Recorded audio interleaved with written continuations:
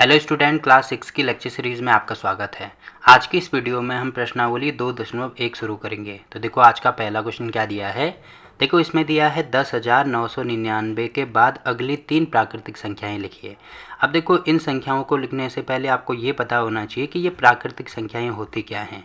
देखो इनको प्राकृतिक संख्याएं भी बोला जाता है और प्राकृतिक संख्याएं भी बोला जाता है। तो यहाँ पे मैं बता देता हूँ। देखो प्राकृतिक संख्याओं को कैपिटल एन से डिनोट किया जाता है, मतलब इनको इसके द्वारा प्रदर्शित किया जाता है। ठीक है, और आपको पता होना चाहिए इससे क्यों डिनोट किया जाता है, क्योंकि इसको इंग्लिश में बोला जाता है नेचुरल नंबर। ये आपको पता होना चाहिए। अब देखो नेचुरल नंबर को, प्राकृतिक संख्याओं को या प्राकृतिक संख्याओं को एक ही बात है। अब प्राकृतिक संख्याओं को गिनती के नंबर भी बोला जाता है।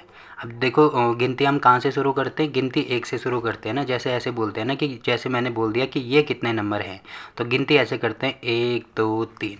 तो सेम टू सेम वही चीज़, मतलब 1 से शुरू होते हैं, ये आपको ध्यान रखना है। तो यहाँ पे लिख देंगे 1 2 3 4 5। कहाँ तक जाएंगे हम, कितने तक भी काउंट कर सकते हैं। तो इन सबको अनंत नंबर होते हैं, तो इनको बोलते हैं प्राकृतिक संख्याएं। अब आपको ये ध्यान रखना है इसमें केवल कि जो प्राकृतिक संख्याएं होती हैं वो 1 से शुरू होती हैं। पहली चीज़ तो आपको ये ध्यान रखना है। अब दूसरी चीज़ इसमें आती है पूर्ण संख्याएं।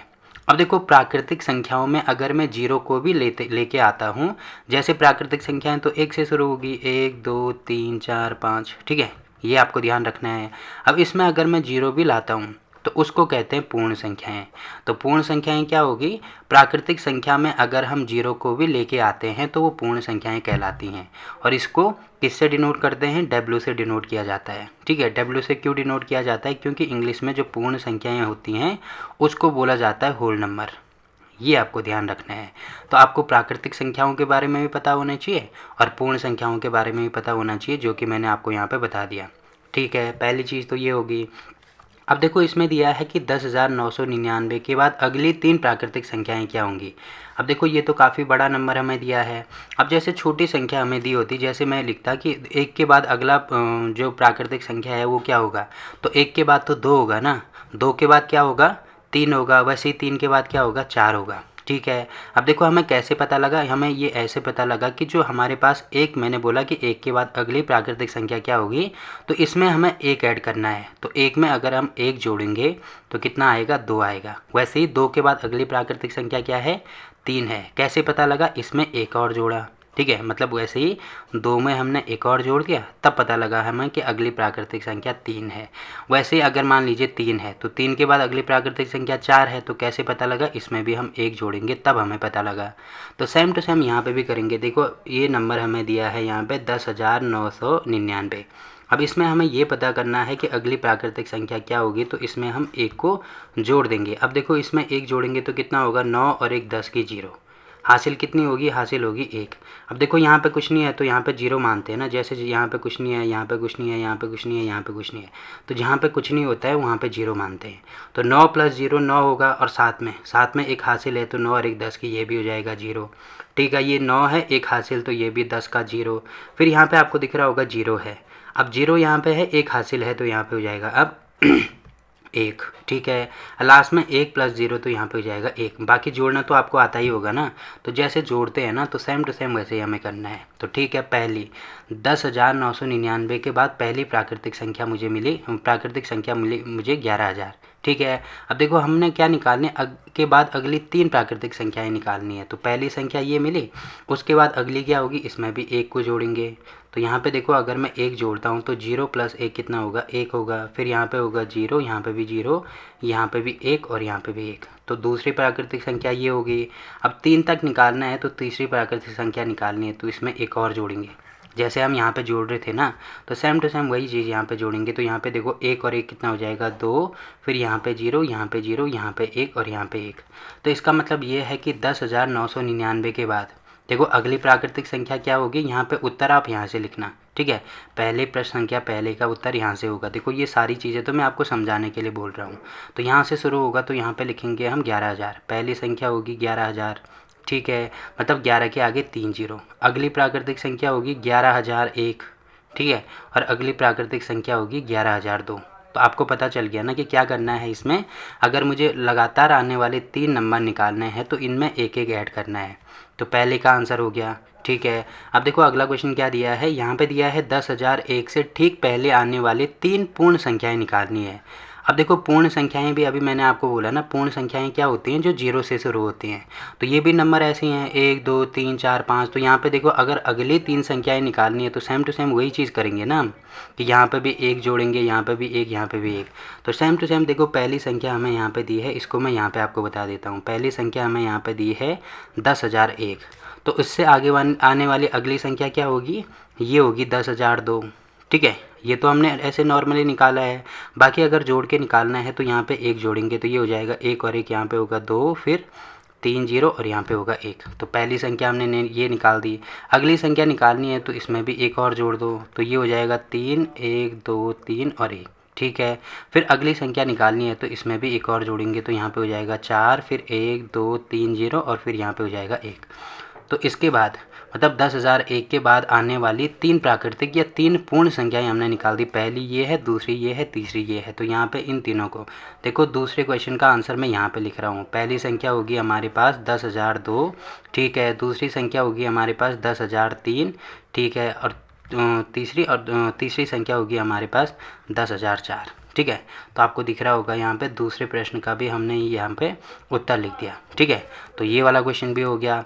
बाकी देखो इसमें तीसरा पार्ट हमें दिया है कि सबसे छोटी पूर्ण संख्या कौन सी है। अब देखो पूर्ण संख्याएं, पहले तो मैंने आपको यहाँ पे बताया पूर्ण संख्या क्या होती हैं, जो 0 से शुरू होती हैं। तो 0 से शुरू होंगे 1 2 3 तक, मतलब कितने तक भी, जितने तक आप गिन सकते हैं वहाँ तक जाएंगे। तो इसमें देखो सबसे छोटी कौन सी है, सबसे छोटी आपको दिख रही होगी 0 है। तो यहाँ पे लिखेंगे सबसे छोटी पूर्ण संख्या बराबर क्या हो जाएगा, 0 हो जाएगा। तो देखो यहाँ पे तीसरा क्वेश्चन भी कंप्लीट होता है, ठीक। अब देखो अगला क्वेश्चन क्या दिया है इसमें। देखो इसमें दिया है 32 और 53 के बीच में कितनी पूर्ण संख्याएं हैं।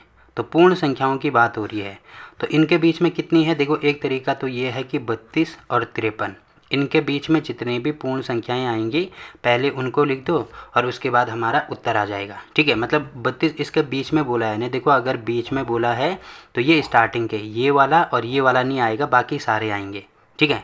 तो एक तरीका तो ये मैंने आपको बताया। उससे आसान तरीका ये है, जैसे एग्जाम्पल के लिए, जैसे उदाहरण के लिए यहाँ पर मैं लेता हूँ 1 और 2 3 4, ये संख्याएं मैंने ले ली।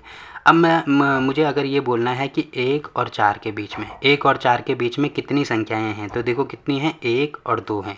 एक तो मैंने यहाँ पे गिन के पता लगाया।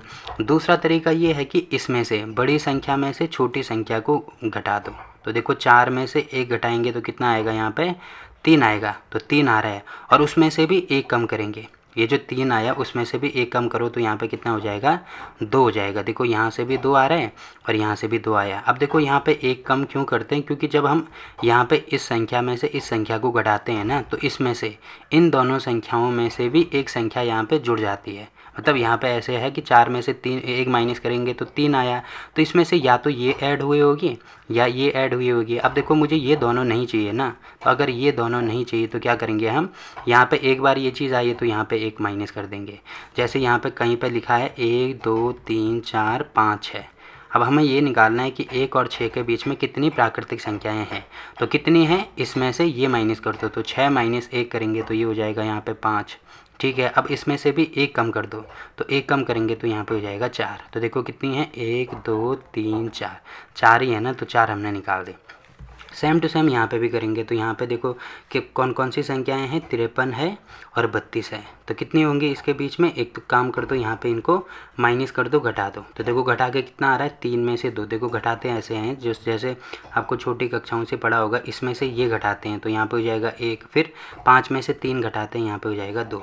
तो देखो यहाँ पे 21 आ रहा है। अब मैंने क्या बोला, 21 का मतलब यहाँ पे या तो ये हुआ होगा ऐड या ये हुआ होगा। तो ये दोनों हमें नहीं चाहिए, तो इसका मतलब यहाँ पे -1 करेंगे तो यहाँ पे हो जाएगा 20।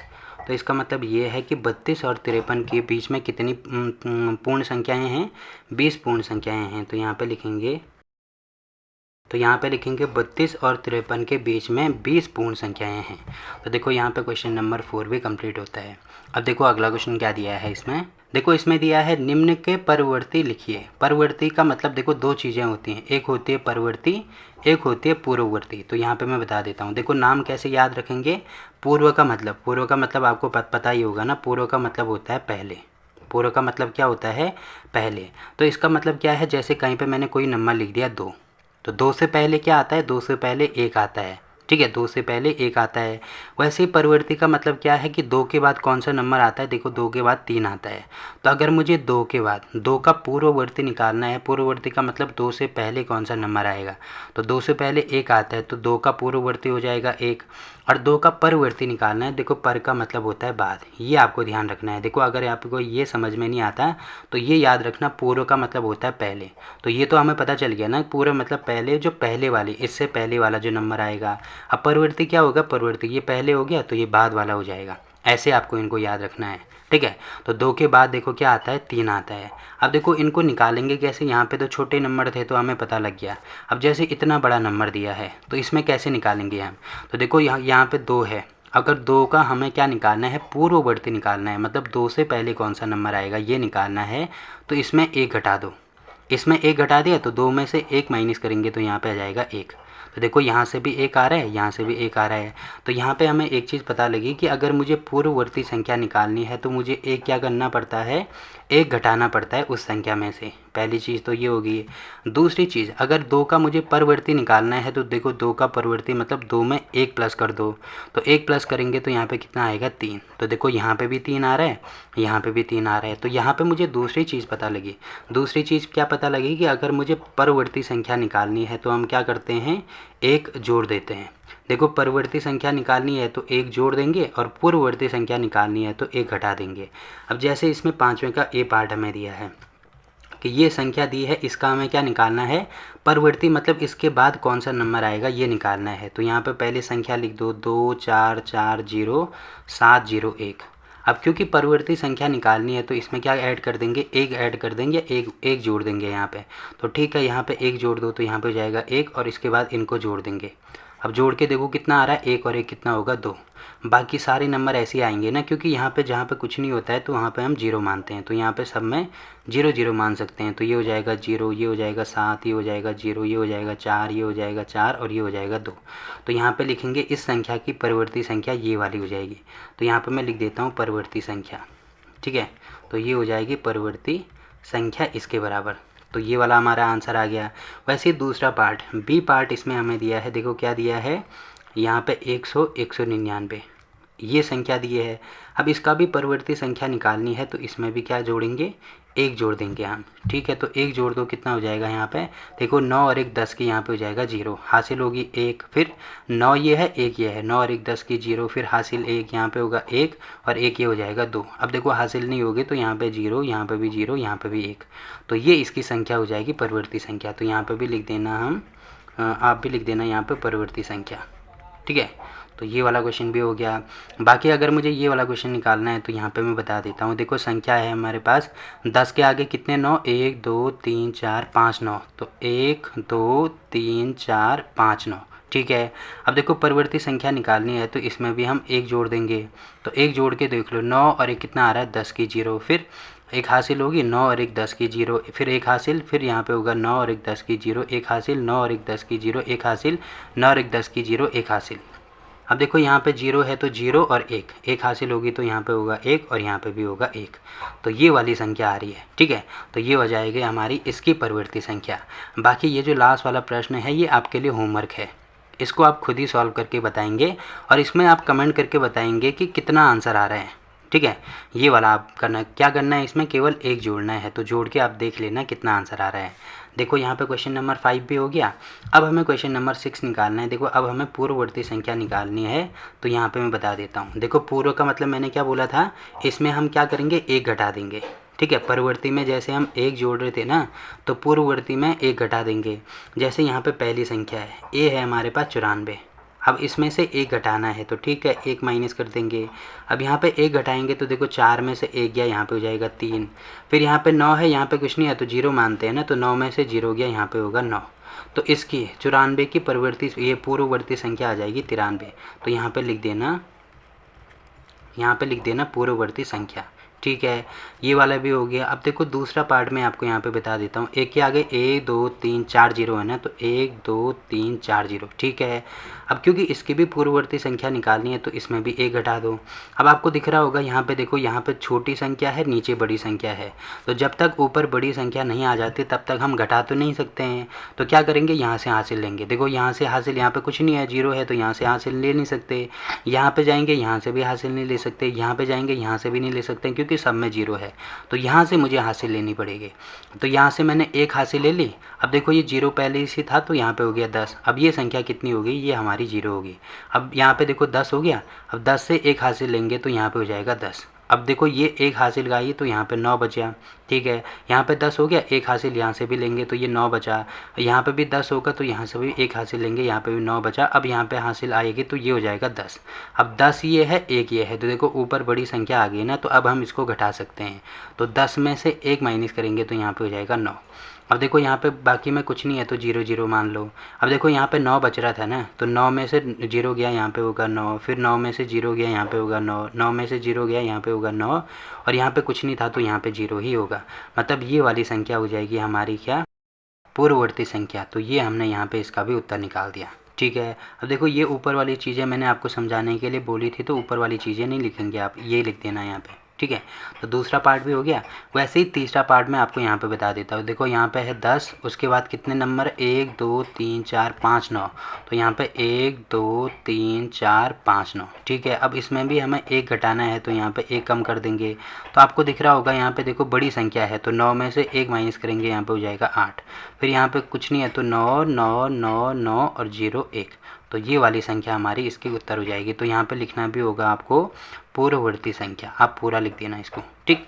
ये वाला भी हो गया। बाकी ये जो लास्ट पार्ट है, देखो मैंने यहाँ पे ये वाला गलत कर दिया, ये वाला पार्ट हमें करना था, ठीक है। ये वाला पार्ट करना था क्योंकि ये ऊपर वाला नहीं है बल्कि ये नीचे वाला है, तो इसको भी कर सकते हैं। देखो यहाँ पे क्या है, जो सी पार्ट है ये वाला नहीं होगा, बल्कि आपको यहाँ पे भी मतलब पता तो लग ही गया ना, माइनस करना है। तो यहाँ पे हो जाएगा 20 80 और 90।